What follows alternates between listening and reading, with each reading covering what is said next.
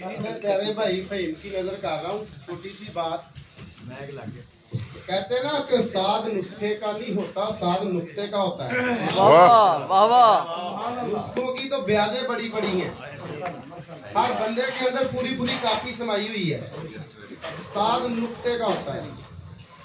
मैं जी आज आपको राज की बात बताता हूँ। आनन फानन पारा फूल के पूछता होगा, खराकी भी होगा, पोशाकी भी होगा। वाह वाह वाह। मैंने लाहौर वर्कशॉप पे पारा दिया था जो फड़कड़ी से कैमोनार होता है, सुनहरी रंग का। उसकी तस्दीक भी लगी थी, शाह साहब के पास इस चीज का सबूत भी मौजूद है।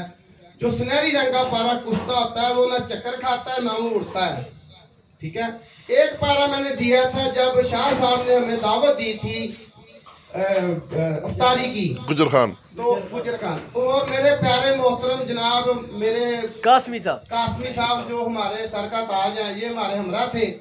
और गुलाम सू साहब ने एक पारा पूछा था, वहां मैंने पारा दिया था। वो भी सुनहरी रंग का होता है, जितनी मर्जी आगे नहीं उड़ता।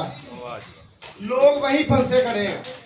मैं आपको बताता हूँ, कोई भी पारा जो कुश्ता हो जाए और चक्कर ना खाए, जितना पारा उतना बरोदा खरल कर दे और उसे बंद आग दे दे 2-2.5 किलो की, पारा हिलता जुलता मिल जाएगा, लर्जा पारा जिंदा हो जाएगा और कैमोनार होगा, एसिड प्रूफ होगा।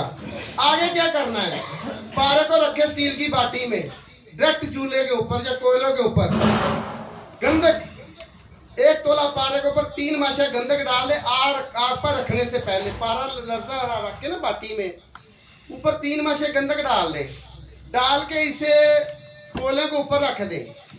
जैसे ही गंधक मेल्ट हो, पोटाशियम क्लोराइड की एक चुटकी मार के साइड पे हो जाए, शुरली चलेगी, पारा कुश्ता हो जाएगा।